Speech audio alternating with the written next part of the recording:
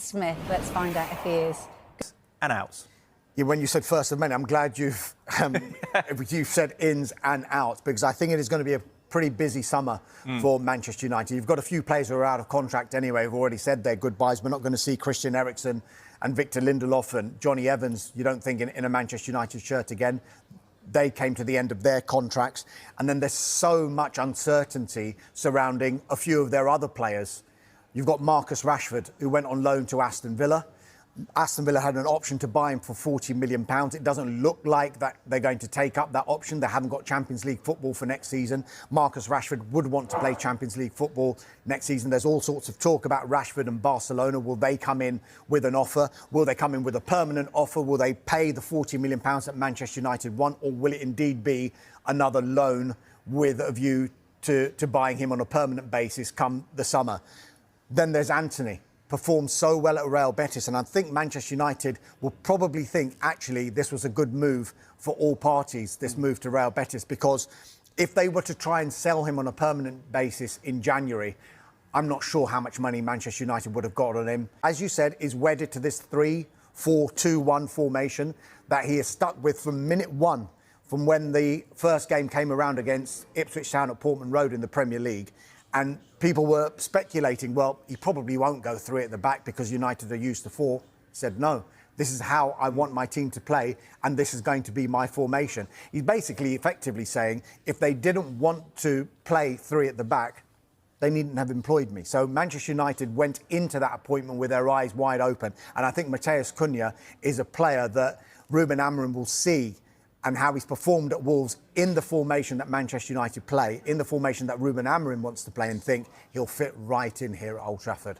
Very interesting how he does fit in as well, what the ramifications are for Bruno Fernandes if indeed he stays. Does he drop back to deeper in midfield, as he's played a little bit this season? Now, will this be the first of many for Amorim this summer, both in terms of ins? Smith, let's find out if he is.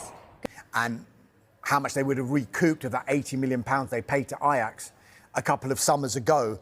But he's performed so well for Real Betis, was instrumental in helping them get into the Europa Conference League final, which they didn't win, of course, because they lost to Chelsea. But I wonder what that would have done for their value for Antony. Also, Jadon Sancho, he's been on loan at Chelsea.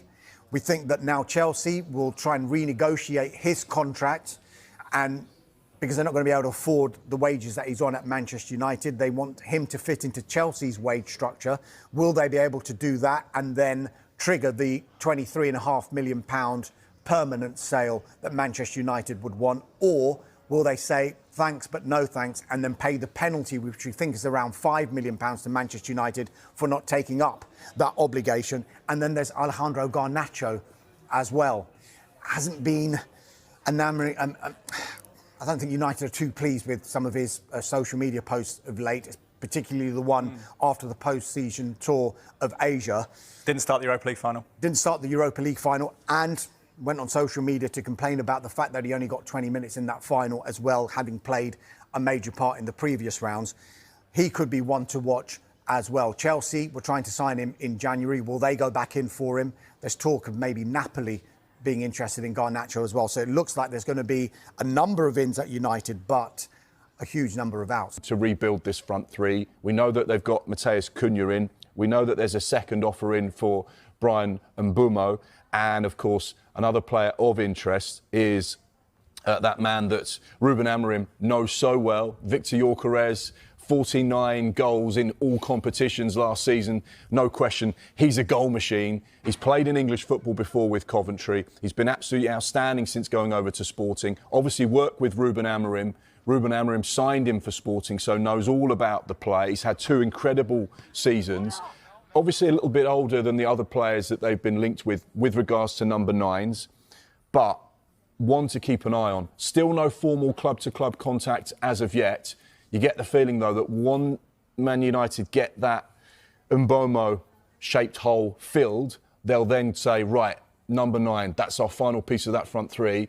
Victor Gyökeres is the man, and we know that Sky in Italy reporting that Højlund is of interest to Inter Milan. So, yeah, a little bit of a jigsaw there, but possibly... To you, Crystal Palace is Jean-Philippe Mateta or Sporting's Victor Gyökeres?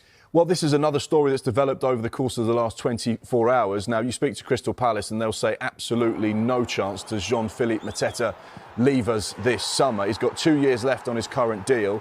He had 37 goal involvements in the Premier League in the last 2 seasons, was a key part of that side that went and won